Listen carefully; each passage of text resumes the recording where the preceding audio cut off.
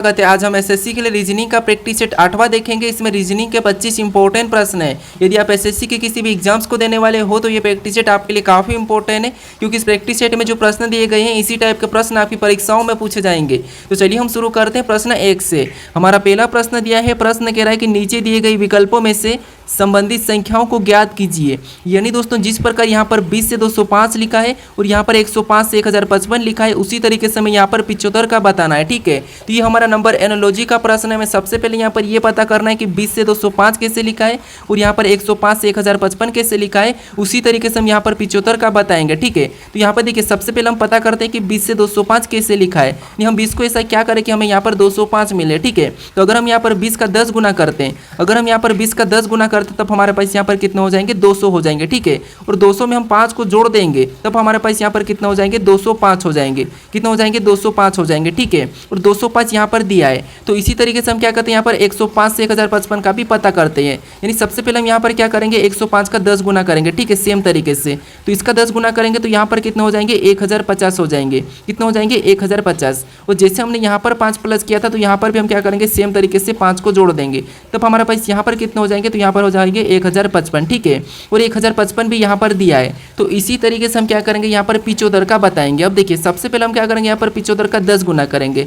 अब 75 का 10 गुना कितना होता है, तो 75 का 10 गुना होता है 750। कितना होता है, 750। ठीक है, जैसे हमने यहाँ पर 10 गुना करके 5 को जोड़ा था, यहाँ पर भी हमने 10 गुना करके 5 को जोड़ा है, तो यहाँ पर भी सेम तरीके से क्या करेंगे, हम 5 को जोड़ देंगे। तो 750 में जब हम 5 को जोड़ेंगे तो यहाँ पर कितना हो जाएंगे, 755। ठीक है, तो किस ऑप्शन में देखिए, तो ऑप्शन नंबर ए में दिया है, तो ऑप्शन नंबर ए हमारे यहाँ पर सही जवाब होगा। ठीक है, तो सबसे पहले आपको यहाँ पर लॉजिक को समझना है, लॉजिक को पता करना है। अब चलिए हम बढ़ते हैं प्रश्न 2 पे। अब दूसरे नंबर का प्रश्न दिया है। अब प्रश्न कह रहा है कि निम्नलिखित श्रृंखला श्रेणी में अगली संख्या ज्ञात कीजिए। यानी दोस्तों यहाँ पर हमारे पास एक प्रश्नवाचक चिन्ह दिया है, यहाँ पर कौन सी संख्या होगी यह हमें बताना है। ठीक है, तो जब भी हम श्रृंखला के प्रश्नों को सोल्व करते हैं सबसे पहले हम संख्या को ध्यान से देखते हैं कि संख्या कैसे लिखी है।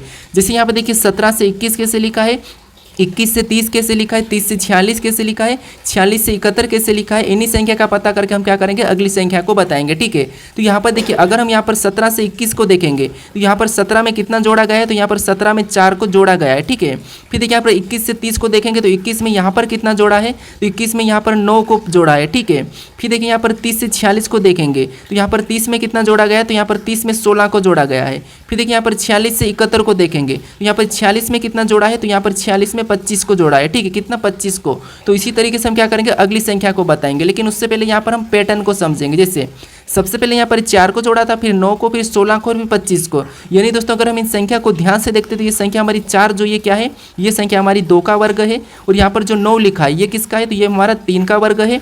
और यहाँ पर देखिए जो 16 जोड़ा गया है ये क्या है, तो ये हमारा 4 का वर्ग है। ठीक है, फिर देखिए यहाँ पर 25 को जोड़ा था तो ये संख्या क्या है, तो ये हमारी 5 का वर्ग है। यहाँ पर पैटर्न को समझिए, सबसे पहले यहाँ पर 2 का वर्ग प्लस किया, फिर 3 का वर्ग, फिर 4 का वर्ग, फिर 5 का वर्ग। अगली संख्या में यहाँ पर क्या प्लस हो जाएगा, तो 6 का वर्ग प्लस हो जाएगा। अब 6 का वर्ग कितना होता है, तो आपको पता होना चाहिए, 6 का वर्ग होता है 36। तो यहाँ पर 71 में कितना प्लस करेंगे, 36 को प्लस करेंगे। ठीक है, तो यहाँ पर कितना हो जाएगा, तो यहाँ पर हो जाएगा 107। कितना हो जाएगा, 107। तो ऑप्शन में देखिए 107 कहाँ पर है, तो ऑप्शन नंबर सी में दिया है, तो ऑप्शन नंबर सी हमारे यहाँ पर सही जवाब होगा। ठीक है, तो आपको यहाँ पर सही पैटर्न को समझना है। अब चलिए हम बढ़ते हैं प्रश्न 3 पे। अब तीसरे नंबर का प्रश्न दिया है। अब प्रश्न कह रहा है कि विलुप्त संख्या ज्ञात कीजिए। यानी दोस्तों हमारे पास यहाँ पर एक प्रश्नवाचक चिन्ह दिया है, यहाँ पर कौन सी संख्या होगी यह हमें बताना है। ठीक है, तो देखिए जब भी आपको विलुप्त संख्या के प्रश्नों को सोल्व करना है तो सबसे पहले आपको देखना है कि प्रश्नवाचक चिन्ह कहाँ पर दिया है। ठीक है, जैसे प्रश्नवाचक चिन्ह हमें यहाँ पर दिया है तो इसी की जगह जैसे यहाँ पर 272 लिखा है तो ये संख्या कैसे लिखी है, ये सबसे पहले तो आपको पता करना है। यानी ऊपर की संख्या को आप या तो जोड़ सकते, घटा सकते, गुणा कर सकते, या वर्ग या घन कुछ भी कर सकते हैं। हमें यहाँ तो हमें 272 का पता करना है। ठीक है, तो यहाँ पर देखिए अगर यहाँ पर हमारे पास सबसे बड़ी संख्या है तो सबसे पहले इसका हम वर्ग या घन करके ही चेक करते हैं। अगर हम यहाँ पर 2 का वर्ग करते हैं तो 2 का वर्ग कितना होता है, 4 होता है। ठीक है, और यहाँ पर देखिए अगर हम यहाँ पर 4 का वर्ग करते हैं तो कितना होता है, 16 होता है। अब 16 को आपस में जोड़ेंगे फिर भी 272 तो होना ही नहीं है, तो अब क्या करते हैं, इसका घन करके देखते हैं। अगर हम यहाँ पर 3 का घन, ये 2 का घन करते हैं और यहाँ पर 4 का घन करते हैं तो 2 का घन कितना होता है, 8 होता है। ठीक है, और यहाँ पर 4 का घन कितना होता है, तो 4 का घन हमारा होता है 64। ठीक है, कितना होता है, 64। अब देखिए इनको अगर हम आपस में जोड़ेंगे फिर भी हमारे पास 272 नहीं होगा। तो अब देखिए अब क्या कर सकते हैं, यहाँ पर थोड़ा सा लॉजिक को समझे। ठीक है, अगर हम यहाँ पर 2 की पावर 4 करते हैं, ठीक है, और यहाँ पर 4 की पावर भी 4 ही करते हैं, यानी 2 की पावर 4 कितनी होती है, 2 की पावर 4 हमारे यहाँ पर 16 होता है, ठीक है। और 4 की पावर 4 कितनी होती है, तो 256 हो जाती है। कितनी होती है, 256। अब देखिए यहाँ पर देखिए 256 और यहाँ पर 16, अगर इनको हम आपस में जोड़ देते हैं तब हमारे पास यहाँ पर कितने हो जाएंगे, तो यहाँ पर हो जाएंगे 272। कितने हो जाएंगे, 272। और 272 यहाँ पर दिया है, तो इसी तरीके से हम यहाँ पर क्या करेंगे, प्रश्नवाचक चिन्ह की जगह बताएंगे, ठीक है। तो सबसे पहले क्या करेंगे, 1 की पावर 4, उसके बाद 5 की पावर 4। तो 1 की पावर 4 कितना होता है आपको पता है, 1 की पावर कितनी भी करो 1 ही होगा। फिर यहाँ पर 5 की पावर 4 कितनी हो जाएगी, तो 5 की पावर 4 625 हो जाएगी। कितनी हो जाएगी, 625, ठीक है। और जैसे हमने यहाँ पर क्या किया, पावर करके प्लस किया था, तो यहाँ पर भी हम क्या करेंगे, इनको आपस में जोड़ देंगे। तो यहाँ पर 1 यानी 625 में 1 को जोड़ेंगे तो यहाँ पर कितने हो जाएंगे, 626 हो जाएंगे, ठीक है। यानी जो प्रश्नवाचक चिन्ह दिया है यहाँ पर क्या हो जाएगा, 626। तो ऑप्शन में देखिए 626 कहाँ पर है, तो ऑप्शन नंबर डी में दिया है, तो ऑप्शन नंबर डी हमारा यहाँ पर सही जवाब हो जाएगा। अब चलिए हम बढ़ते हैं प्रश्न 4 पे। अब 4 नंबर का प्रश्न दिया है। अब प्रश्न एक रहा कि यदि आर्मी बराबर 8952 और यहाँ पर मन बराबर 584 लिखा है तो यहाँ पर नेरी बराबर क्या होगा, ये प्रश्न पूछा है। यानी दोस्तों यहाँ पर देखिए ये हमारा कोडिंग डिकोडिंग का प्रश्न है। मैं सबसे पहले यहाँ पर ये पता करना है कि यहाँ पर आर्मी बराबर यहाँ पर 8952 कैसे लिखा है और यहाँ पर मैन बराबर यहाँ पर 584 कैसे लिखा है, उसी तरीके से हमें यहाँ पर नेरी का बताना है, ठीक है। देखिए जब भी आपको यहाँ पर लेटर में अंकों से यानी कि लेटर से अंकों में दिया जाता है तो उस कंडीशन में आपको क्या करना है, यहाँ सबसे पहले उन लेटर को अंकों में लिखना है, ठीक है। जैसे यहाँ पर देखिए ए हमारा ABCD में कितने नंबर पे, 1 नंबर पे आता है। उसके बाद यहाँ पर देखिए आर हमारा कितने नंबर पे, तो आर हमारा 18 नंबर पे। फिर देखिए यहाँ पर एम कितने नंबर पे, तो एम हमारा यहाँ पर 13 नंबर पे।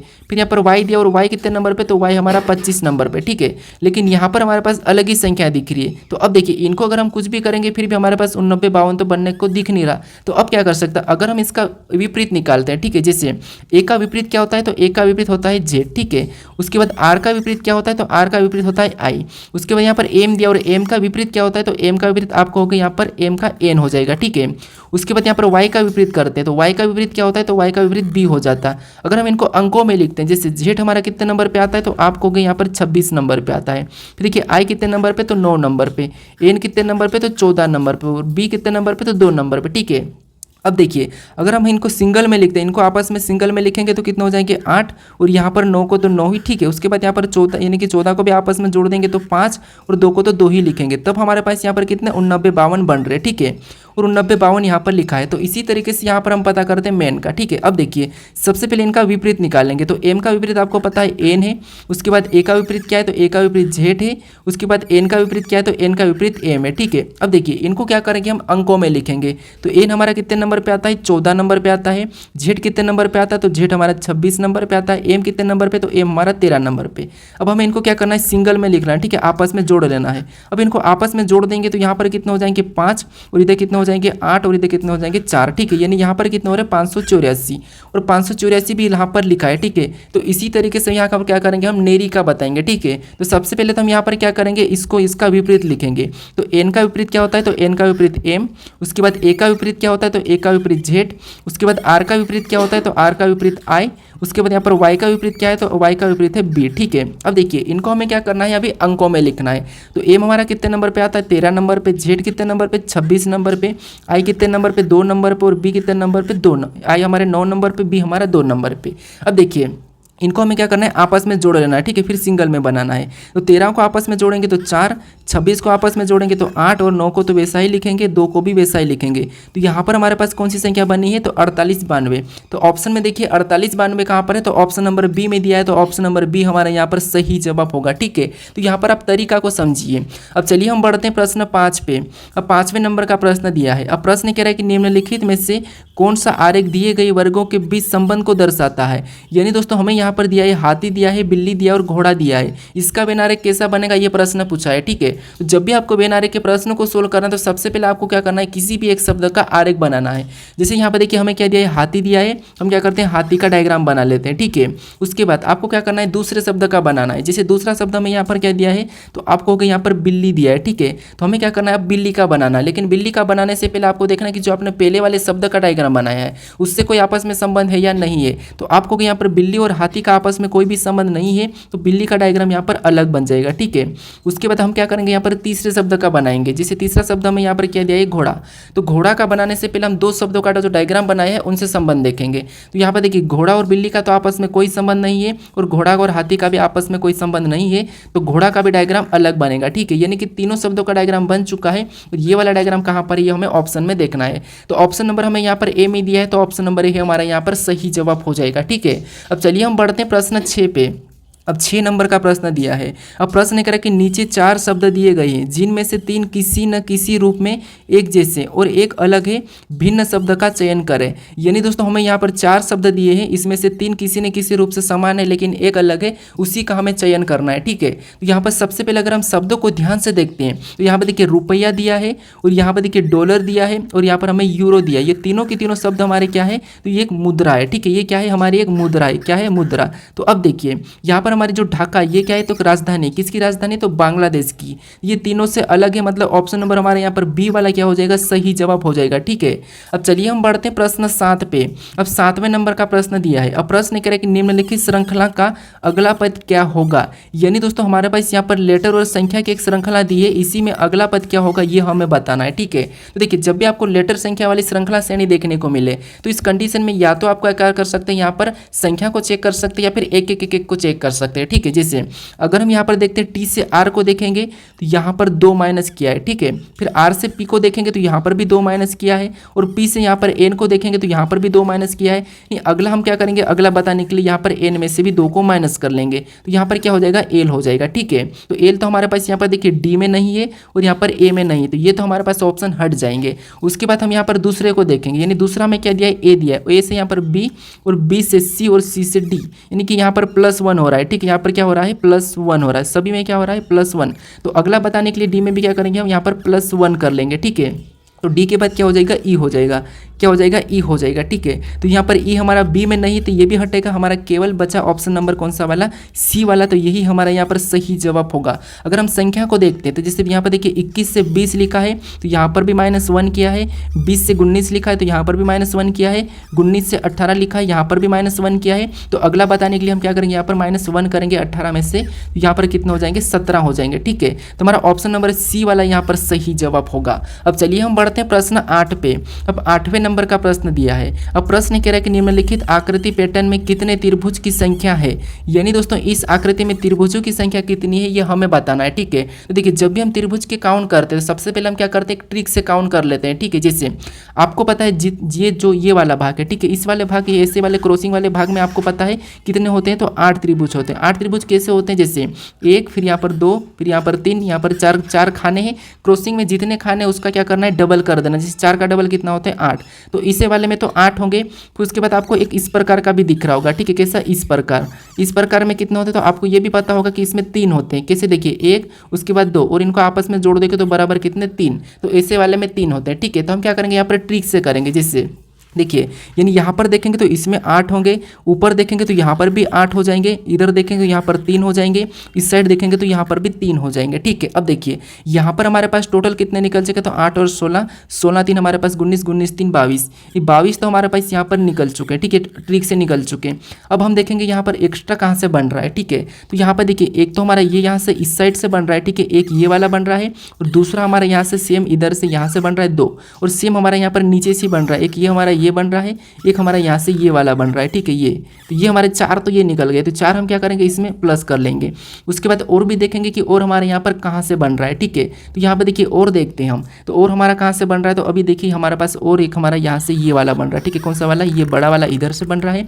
सेम हमारे यहाँ से भी एक इधर से इधर वाला बन रहा है। ठीक है, 2 हमारे यहाँ पर बन रहे हैं, तो 2 को भी हम इसमें जोड़ देंगे। तो यहाँ पर सभी को प्लस करेंगे तो हमारे पास यहाँ पर कितने हो रहे हैं, 28 हो रहे हैं। ठीक है, कितने हो रहे हैं, 28 हो रहे हैं। यानी इस आकृति में त्रिभुज की संख्या कितनी है, 28 से। तो ऑप्शन हमारा यहाँ पर सी वाला क्या हो जाएगा, सही जवाब होगा। ठीक है, तो आपको सबसे पहले तो मोटा मोटा गिनना है। ठीक है, अब चलिए हम बढ़ते हैं प्रश्न 9 पे।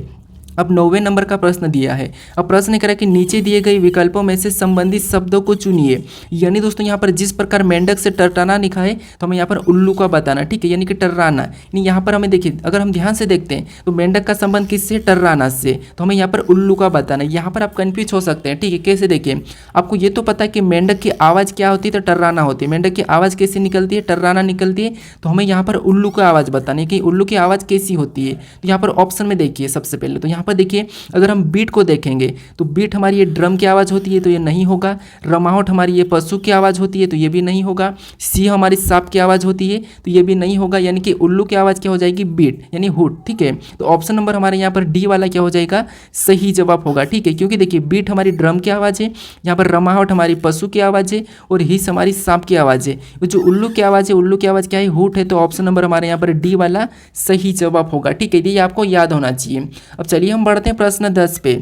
अब 10वें नंबर का प्रश्न दिया है। ठीक है, अब प्रश्न कह रहा है कि अक्षर श्रेणी को पूरा करें, यानी दोस्तों हमारे पास यहाँ पर अक्षर होता था कोई, यहाँ पर हमारे पास रिक्त स्थान भी। ठीक है, इसी को हमें क्या करना है, पूरा करना है। तो जब भी आपको ऐसा प्रश्न मिले, ठीक है, तो उस प्रश्न को कैसे सोल्व करना है, सबसे पहले यहाँ पर ध्यान से देखिए। सबसे पहले आपको देखना है कि रिक्त स्थान कहाँ पर है। जैसे यहाँ पर देखिए वाई के बाद रिक्त स्थान है, तो हमें देखना है कि वाई के बाद कौन सा अक्षर लिखा है। तो यहाँ पर देखिए वाई के बाद एक्स लिखा है, यहाँ पर वाई के बाद यहाँ पर एक्स लिखा है, यहाँ पर भी एक्स ही लिखा है। अब हमें यहाँ पर 3 मिला है। ठीक है, तीनों जगह एक्स ही लिखा है, तो वहाँ पर भी हम क्या करेंगे, एक्स का ही भर लेंगे। ठीक है, उसके बाद वापस हम देखेंगे कि रिक्त स्थान कहाँ पर है। तो यहाँ पर देखिए टी के बाद दिया है।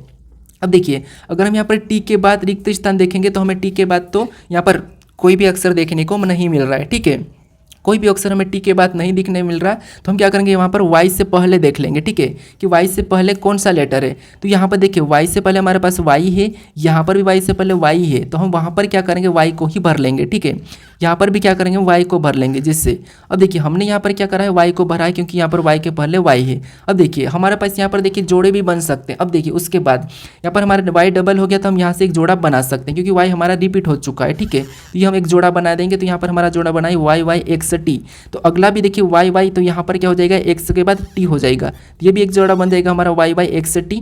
अगला भी हमारा ऑटोमेटिक जोड़ा दिख रहा है वाई वाई एक्स टी, तो इसी में हम वाई को भर देंगे। ठीक है, यहाँ पर वाई को भरेंगे और यहाँ पर टी को भरेंगे, तो ये भी हमारा जोड़ा बन चुका है। ठीक है, अब देखिए चारों जोड़े हमारे समान होना चाहिए। जिससे यहाँ पर वाई वाई एक्स टी, यहाँ पर वाई वाई एक्स टी, यहाँ पर भी वाई वाई एक्स टी, यहाँ पर भी वाई वाई एक्स टी, यानी हमारे जोड़े समान है। अब हमने कौन कौन से लेटर को भरा ये देखेंगे। तो देखिए सबसे पहले हमने एक्स को भरा है, फिर हमने वाई को भरा है, फिर हमने टी को भरा है, फिर हमने वाई को भरा है, फिर हमने टी को भरा है। तो ये हमें ऑप्शन में देखना है कि कहाँ पर है। तो एक्स वाई ऑप्शन में देखिए तो ऑप्शन नंबर सी में नहीं है, ऑप्शन नंबर डी में नहीं है और ऑप्शन नंबर बी में भी नहीं है। ठीक है, तो एक्स वाई टी हमें ऑप्शन नंबर ए में ही दिया है, तो ऑप्शन नंबर ए हमारे यहाँ पर सही जवाब होगा। ठीक है, तो आपको यहाँ पर जोड़े को नहीं बताना, आपको यहाँ पर जो आपने लेटर भरा है उससे बताना है, तो ऑप्शन नंबर ए हमारा यहाँ पर सही जवाब हो जाएगा। ठीक है, अब चलिए हम बढ़ते हैं प्रश्न 11 पे। अब 11 नंबर का प्रश्न दिया है। अब प्रश्न कह रहा है कि एक ही पासे की 3 अवस्था दी गई है, बिंदु 1 के विपरीत फलक पर कितने बिंदु होंगे, ये प्रश्न पूछा है। ठीक है, तो ये हमारा पासा का प्रश्न है। अब जब भी हम पासा के प्रश्न में एक से अधिक पासा दिया जाता है तो उन पासों को कैसे सोल्व करते हैं ये तो आपको पता है। ठीक है, मैं आपको सिखा चुका हूँ ये कैसे सोल्व करते हैं। ठीक है, आपको क्या करना है, सबसे पहले कॉमन देखना है। कॉमन कैसे देखना है, किन्हीं 2 पासों में। सबसे पहले तो आपको कॉमन देखने का तरीका है कि आपको इन 2 पासों में कॉमन देखना है।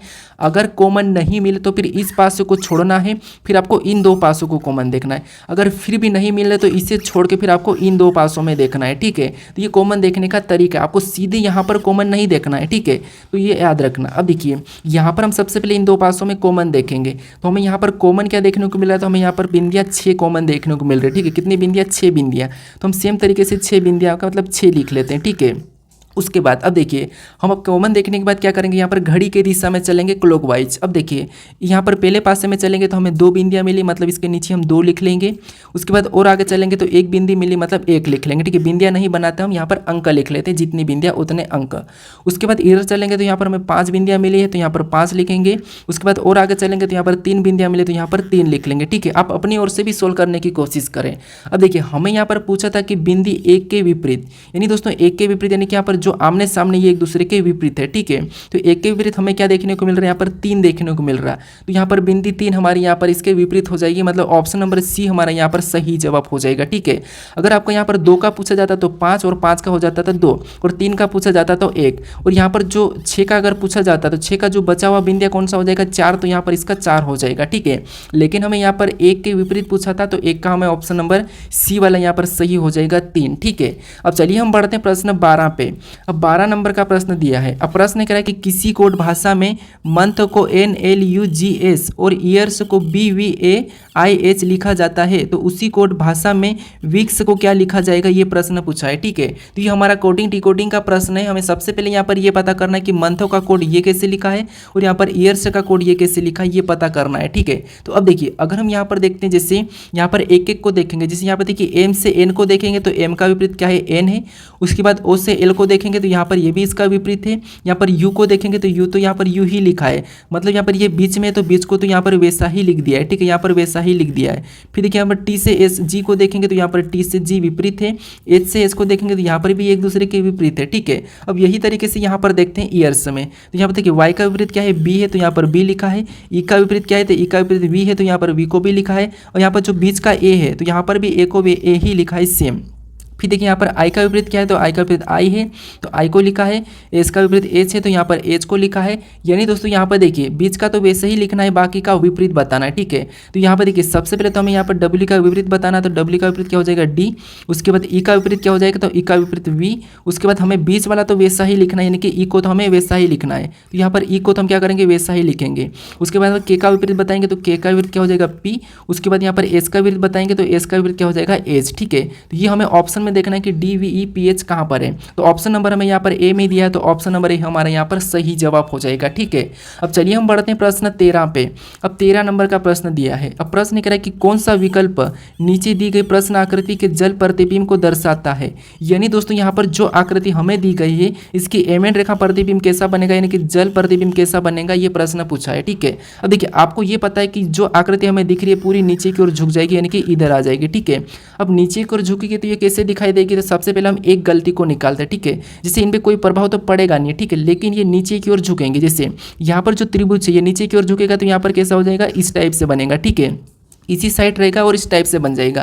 तो हमें ऑप्शन में देखना है कि इस टाइप का कहाँ पर है, तो यहाँ पर नहीं है तो ये हमारा हटेगा, यहाँ पर नहीं है तो ये भी हटेगा। हमें यहाँ पर गलती निकालना है। ठीक है, उसके बाद और देखिए, और देखेंगे तो यहाँ पर हमारे पास ये त्रिभुज है। ठीक है, ये हमारे कैसे बनेंगे, इधर नीचे की ओर झुक जाएंगे। ठीक है, किधर, इधर नीचे की ओर, लेकिन यहाँ पर सीधे ही है। ठीक है, तो ये भी हमारा नहीं होगा क्योंकि यहाँ पर भी एक गलती है, तो हमें गलती को निकालना। वैसे ये भी हमारा यहाँ पर पलट गया था, इस साइड आ गया था, तो इसीलिए ये भी नहीं होगा। मतलब ऑप्शन हमारा C वाला भी नहीं होगा, ऑप्शन B भी नहीं होगा, केवल हमारा बचा है ऑप्शन है, तो यही वाला हमारा यहाँ पर सही जवाब होगा। ठीक है, जैसे ये हमारा नीचे की ओर झुकेंगे तो यहाँ पर नीचे झुके हैं, ये भी हमारे तीनों नीचे झुकेंगे तो यहाँ पर झुके हैं, ये ऐसा रहेगा तो यहाँ पर वैसा ही, मतलब ऑप्शन नंबर A हमारा यहाँ पर सही जवाब होगा। ठीक है, अब चलिए हम बढ़ते हैं प्रश्न 14 पे।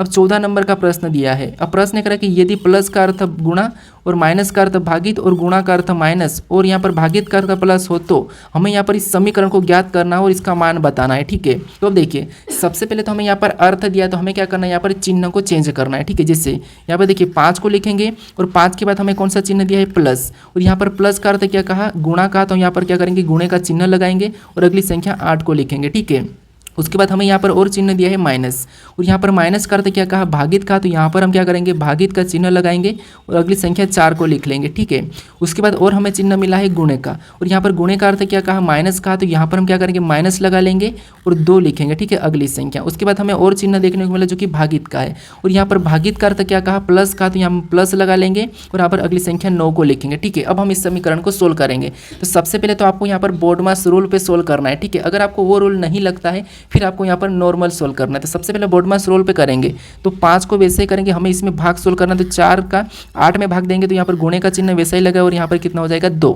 उसके बाद -2 को भी वैसा ही लिखेंगे। हमें क्या करना है, यहाँ पर स्टेप बाय स्टेप सोल्व करना है। वैसे अगर आपको अच्छी आती है, ठीक है, बोर्डमास, तो आप यहाँ पर सीधे कर सकते हो। अब देखिए उसके बाद हम क्या करते हैं, यहाँ पर गुणा को सोल्व करेंगे। यहाँ पर तो 5 दूना कितना हो जाएंगे 10, और यहाँ पर -2 को लिखेंगे, +9 को लिखेंगे। ठीक है, अब देखिए उसके बाद आपको यहाँ पर क्या करना है, प्लस करना है या माइनस कुछ भी कर सकते हो। ठीक है, 10 में से 2 को माइनस करेंगे तो यहाँ पर 8 बचेंगे और यहाँ पर +9 कर लेंगे। ठीक है, तो इनको आपस में जोड़ देंगे तो यहाँ पर कितना हो रहा है, तो यहाँ पर हो रहा है 17, यानी समीकरण का मान कितना हो रहा है, 17 हो रहा है। ठीक है, तो ऑप्शन में देखिए 17 कहाँ पर है, तो ऑप्शन नंबर ए में दिया है, तो ऑप्शन नंबर ए हमारा यहाँ पर सही जवाब होगा। ठीक है, अब चलिए हम बढ़ते हैं प्रश्न 15 पे। अब 15 नंबर का प्रश्न दिया है। अब प्रश्न कह रहा है कि रवि की बहन के ससुर के एकमात्र बेटे का रवि से क्या संबंध है। यानी यहाँ पर देखिए हमें प्रश्न कह रहा है कि रवि की बहन के ससुर, यानी यहाँ पर देखिए कौन है, रवि है। ठीक है, और रवि कौन है, एक पुरुष से रवि की बहन। ठीक है, तो रवि की बहन मतलब ये कौन हो गई, एक रवि की बहन हो गई, ये रवि की बहन। और रवि के बहन के ससुर मतलब रवि की बहन का कोई पति होगा तब तो उसका ससुर होगा, तो ये उसका पति है, ठीक है, ये रवि का बहन का ससुर है, यानी कि ये पति और उसका ये कौन हो जाएगा, ससुर, उसका पिता इसका कौन हो जाएगा, रवि का बहन का ससुर हो जाएगा, कौन हो जाएगा, ससुर हो जाएगा, ठीक है। तो प्रश्न कह रहा है कि रवि की बहन के ससुर के एकमात्र बेटे का, यानी इसका क्या है, इसकी बहन का ससुर कौन है, तो ये ससुर है, ठीक है, रवि का बहन का ससुर कौन है, ये, और इसका एकमात्र बेटा, मतलब एकमात्र बेटा मतलब ये रवि की बहन का पति है, ठीक है, कौन है, रवि की बहन का पति है। तो यहाँ पर रवि से क्या संबंध है, ये प्रश्न पूछा है। अब देखिए रवि से, जहाँ पर से लगा यानी कि ये रवि का क्या लगेगा वो बताना है, ठीक है। तो यहाँ पर ही देखिए ये क्या है, इसकी बहन का पति है, तो ये अपना क्या लगता है, तो आपको हो गया अपनी बहन का पति अपना क्या लगता है, जीजा लगता है, ठीक है, क्या लगता है, जीजा लगता है। तो इसका सही जवाब क्या हो जाएगा, जीजा हो जाएगा, ठीक है। तो ऑप्शन में देखिए जीजा कहाँ पर है, तो ऑप्शन नंबर बी में दिया है, तो ऑप्शन नंबर बी हमारा यहाँ पर सही जवाब हो जाएगा। अब चलिए हम बढ़ते हैं प्रश्न 16 पे।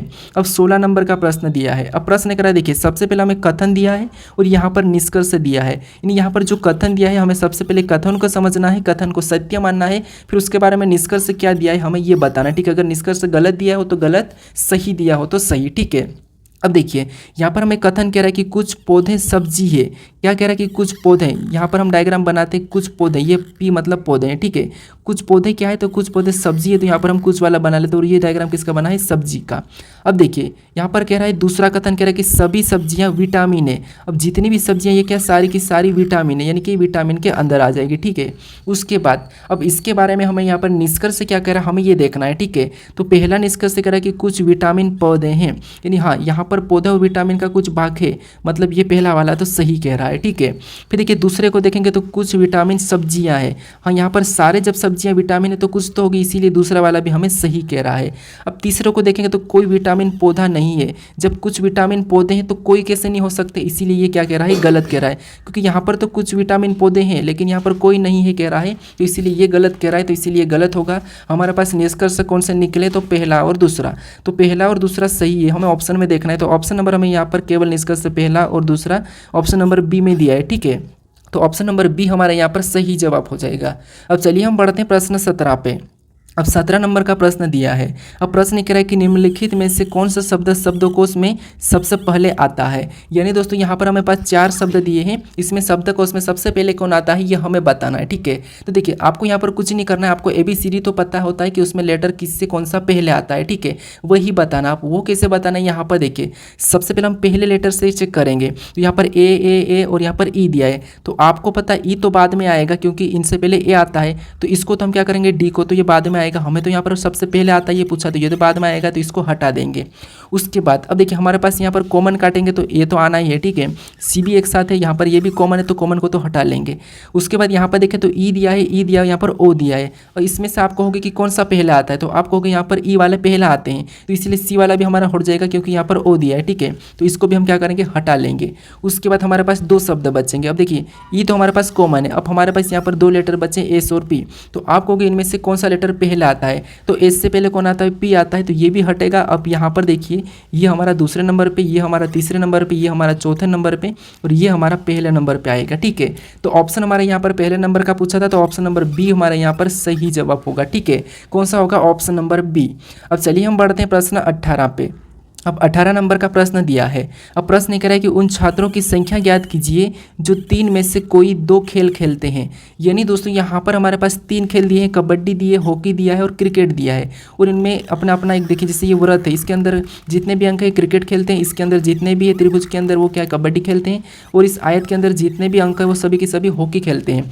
लेकिन हमें यहाँ पर प्रश्न पूछा कि जो 3 में से कोई 2 खेल खेलते हैं, ठीक है, 2 खेल खेलते हैं वो हमें बताना है। तो अब देखिए जैसे अगर हम यहाँ पर कबड्डी में देखेंगे 8 को देखेंगे, ये केवल कबड्डी को खेलता है तो ये नहीं लेंगे। उसके बाद अगर देखेंगे हॉकी में ये 7 दिया है, ठीक है, तो ये भी केवल हॉकी को खेलता है तो ये भी नहीं लेंगे।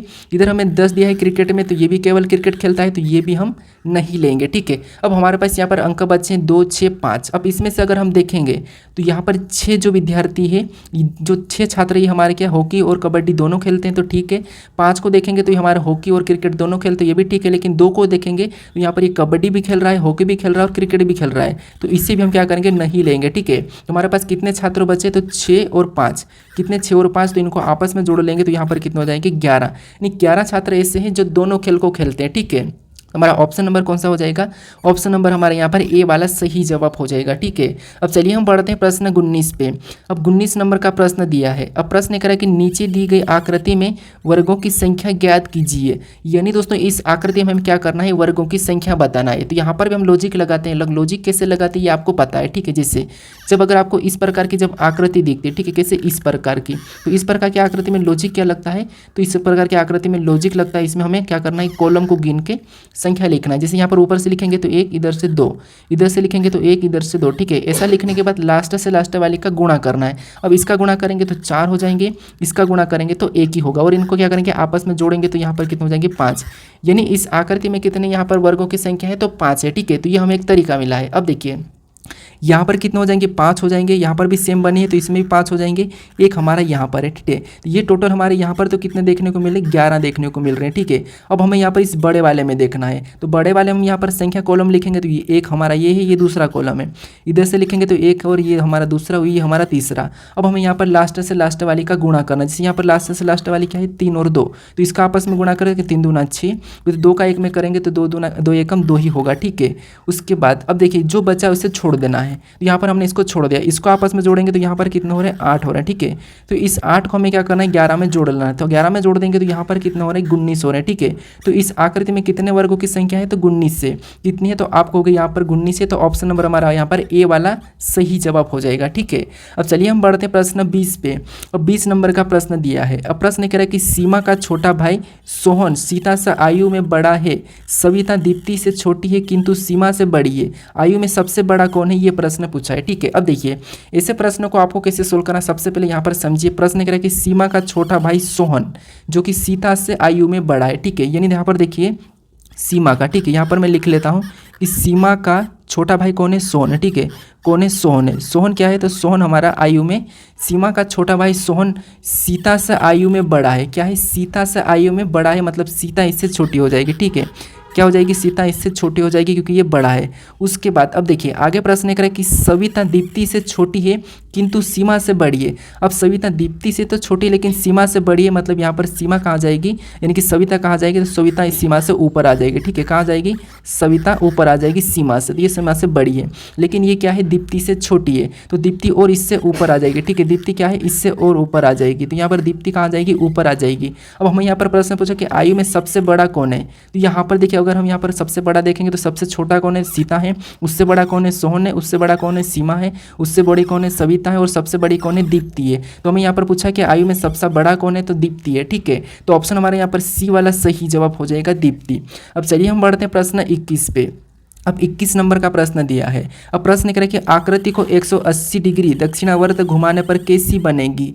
यानी दोस्तों यहाँ पर हमें ये पूछ रहा है कि इस आकृति को 180 डिग्री दक्षिणावर्त घुमाने पर ये कैसी बनेगी, ये हमें प्रश्न पूछा है। ठीक है, तो देखिए आपको पता है 180 डिग्री घुमाना, ये हमें निशान भी दिया है। ठीक है, तो यहाँ पर देखिए सबसे पहले अगर ये हमें इस निशान को लेकर चलते हैं, ठीक है, तो हमारा प्रश्न आसानी से सोल्व हो जाएगा। ठीक है, जिससे अभी हमारा इस प्रकार का एक निशान है, ये हमारा एक इस प्रकार का क्या है, निशान है। ठीक है, अब इस निशान को अगर हम सबसे पहले तो 90 डिग्री घुमाएंगे, अगर हम 45 डिग्री घुमाएंगे तो निशान इस तरह बनेगा। ठीक है, कैसा, ऐसा बनेगा।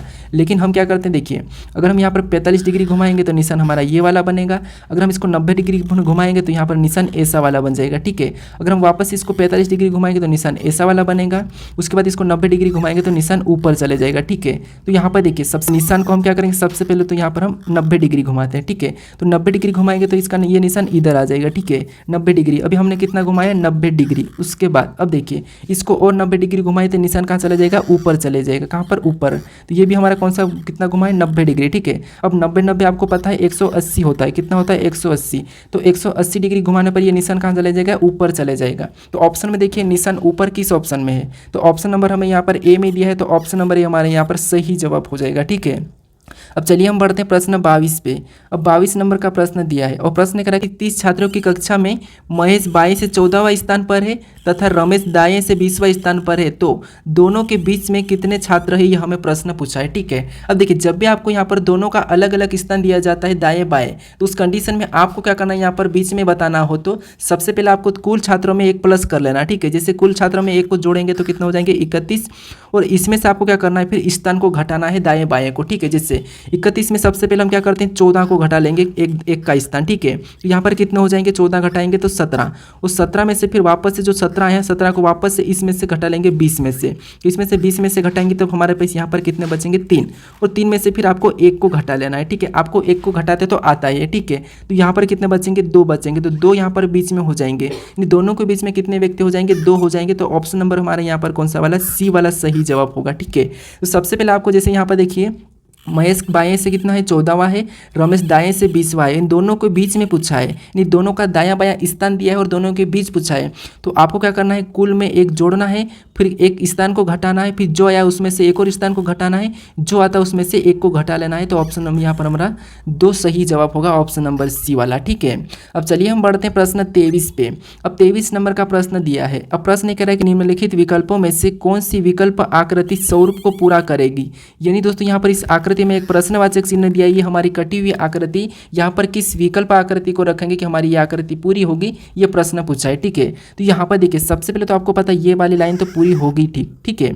उसके बाद यहाँ पर पूरी होगी और पूरी होने के बाद यहाँ पर ये वाला हमारा ब्लैक होगा। तो ऐसा वाला ब्लैक हमें कहाँ पर देखने को मिल रहा है, तो ऑप्शन सी में नहीं मिल रहा, ऑप्शन यहाँ पर बी में भी नहीं मिला, ऑप्शन डी में मिला है, ठीक है। लेकिन यहाँ पर देखिए यहाँ पर जो पहली लाइन यहाँ पर छोटी छोटी रहेगी, लेकिन यहाँ पर बड़ी वाली लाइन, ठीक है। तो ऑप्शन डी भी नहीं होगा, हम ऑप्शन ए को रखेंगे तब हमारी यहाँ पर ये आकृति पूरी हो जाएगी। तो ऑप्शन नंबर ए हमारे यहाँ पर सही जवाब हो जाएगा, ठीक है। कौन सा होगा, ऑप्शन नंबर ए। अब चलिए हम बढ़ते हैं प्रश्न 24 पे। अब 24 नंबर का प्रश्न दिया है। अब प्रश्न कह रहा है कि दिए गए पैटर्न के आधार पर कागज को मोड़कर खोलने पर कैसा दिखाई देगा, यानी यहाँ पर हमें क्या करना है, इस पैटर्न के आधार पर इस कागज को मोड़ेंगे फिर खोलने पर कैसा दिखाई देगा, ये प्रश्न पूछा है, ठीक है। तो देखिए सबसे पहले आपको यहाँ पर कागज मोड़ने का पैटर्न समझना है। जैसे यहाँ पर पहले हमें नीचे की ओर दिखा है, ठीक है। तो इस कागज को हम नीचे की ओर मोड़ेंगे तो यहाँ पर ये कैसा बनेगा, तो ये त्रिभुज है, ठीक है। ये ऊपर की ओर चले जाएगा, मतलब यहाँ पर ऊपर की ओर जाकर नीचे झुकेगा, ठीक है। तो ये पहला त्रिभुज बनेगा, ठीक है। बाकी और हम अभी त्रिभुज को ही देखते हैं। उसके बाद हम क्या करेंगे, इसको इधर की ओर मोड़ेंगे, ठीक है। यानी कि इस कागज को हम इधर की ओर मोड़ देंगे तब यहाँ पर त्रिभुज सेम हमारा यहाँ पर बनेगा और इधर भी हमारा यहाँ पर सेम बनेगा। तो हमें यहाँ पर देखना है कि त्रिभुज सेम कहाँ पर है, ठीक है। तो ये हमारा ऊपर नीचे हो सका तो ये नहीं होगा। उसके बाद यहाँ पर भी ऊपर नीचे है तो ये भी नहीं होगा, ठीक है।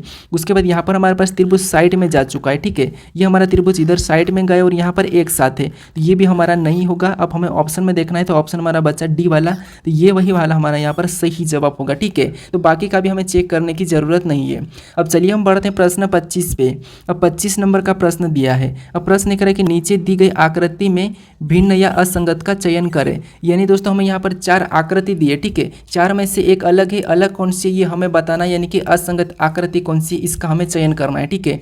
तो इसका सही जवाब क्या है ये मुझे कमेंट करके बताएं, ठीक है। अगर आप इस चैनल को अभी तक सब्सक्राइब नहीं करें तो यहाँ पर एक लोगो आपको दिखेगा, इस लोगो पर क्लिक करके चैनल को सब्सक्राइब जरूर कर लीजिएगा, ठीक है। अगर आप इससे पहले वाले वीडियो को नहीं देखे हो तो यहाँ पर क्लिक करके उस वीडियो को भी जरूर देख लीजिएगा, ठीक है।